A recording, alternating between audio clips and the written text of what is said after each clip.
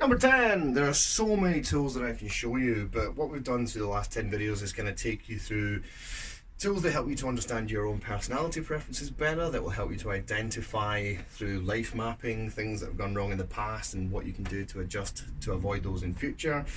Looked a lot at decision making and how you can make confident decisions that you can stay confident with, prioritization, how to soothe that middle part of the brain and reduce the overwhelm, reduce the stress and reduce the anxiety. And I promise you, well, let's use the 80-20 rule. 80% of the stuff are going to be things that you can do inside your own mind. This is where the conflict is. And you can adjust your thinking and the way you look at the world so that those external factors don't stress you in the same way anymore. We can't expect to change the whole environment and change our managers and change our partners and change our kids and change society and change Boris Johnson and the leadership and all the rest of it, but we can change how we respond and how we react, and then you're kind of untouchable. And we also looked at in the last video there, kind of different ways that you can gain insights about yourself to identify ways to improve in the future. So the last tool I'll leave you with for now, for this series of Truths from the Shed, is for those action takers, is for those of you that have maybe done some of these exercises, maybe you've worked with me or had a call with me, and now you're about taking action. Then one of my favorite tools is the spider web diagram or the sunshine diagram. It has a lot of different names, transformation map, but it's a really powerful thing. It's not great for project planning. It's not meant for kind of methodical, detailed plans, but it's about vision, keeping committed to your goal and your vision and staying motivated.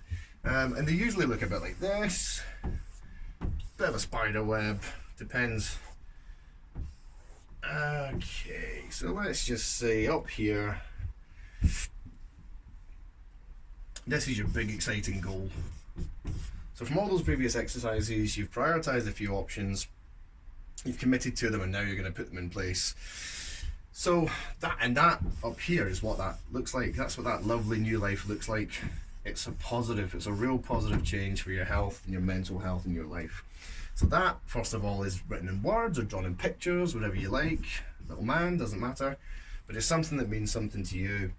Along here are time scales, again, time. So this might be 3 months out, then 6 months out, yeah? So it is planning, but you're sort of roughly saying, how long am I going to give it till I get to my big goal? How much of a priority is this for me? And then you stick in, there might be a few elements to it. So one might be self-discovery, improvement. It might be investment, and it might be something to do with relationships. Depends what you're taking action on, yeah? And then you just stick, okay, well in the first 3 months I want to achieve that and that in terms of relationships. I want to invest at least this much in my personal development to learn more about something that I found exciting and interesting from all this self-exploration I've been doing. The improvements I want to make in this first 3 months are X and Y, and then I want to do Z and A in the next 6 months to get me towards my goal.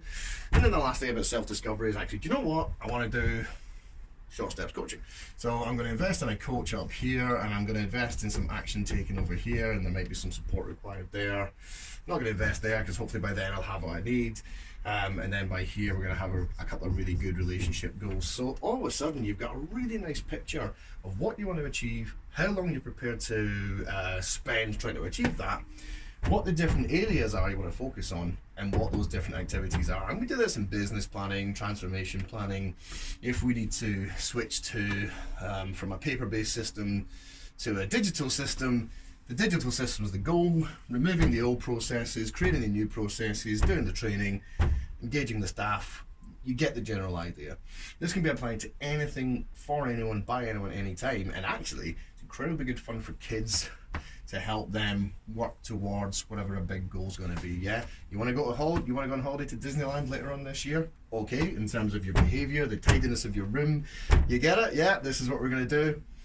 Visual stuff really engages people, keeps you motivated, keeps your commitment high.